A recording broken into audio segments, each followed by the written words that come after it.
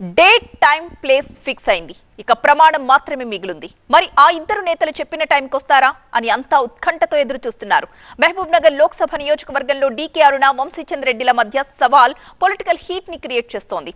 ఇంతకీ వాళ్ళిద్దరి ఛాలెంజ్ ఏంటో ఒకసారి చూద్దాం. మహబూబ్ నగర్ పార్లమెంట్ నియోజకవర్గంలో కాంగ్రెస్ నేత వంశీచంద్ర రెడ్డి, బీజేపీ నాయకురాలు డీకే అరుణ మధ్య మాటల యుద్ధం కొనసాగుతోంది.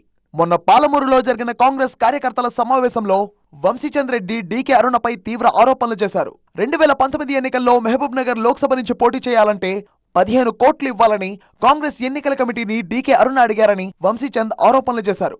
మా అందరి సమక్షంలో నాకు 15 కోట్ల రూపాయలు ఇస్తే నేను ఎంపీగా పోటీ చేస్తాను మీరు చెప్పినారా లేదా?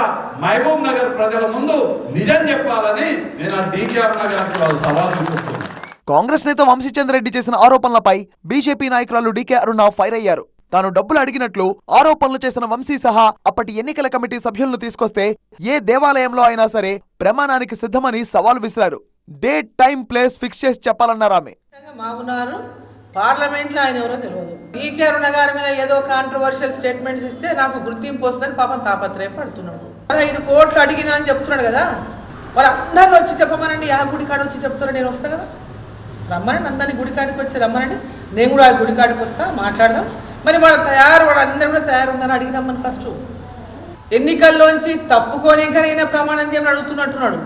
తల్లి పాలు దాగి రొమ్ము గుద్దేటటువంటి నైజం ఉన్నటువంటి నాయకుడు వంశీచంద్ర రెడ్డి.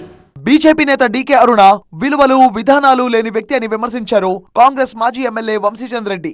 ఆదివారం ఉదయం 11 గంటలకు మహబూబ్ నగర్ జిల్లా కేంద్రంలోని టీచర్స్ కాలనీలో ఉండే ఆలయానికి వచ్చి ప్రమాణం చేస్తానన్నారు.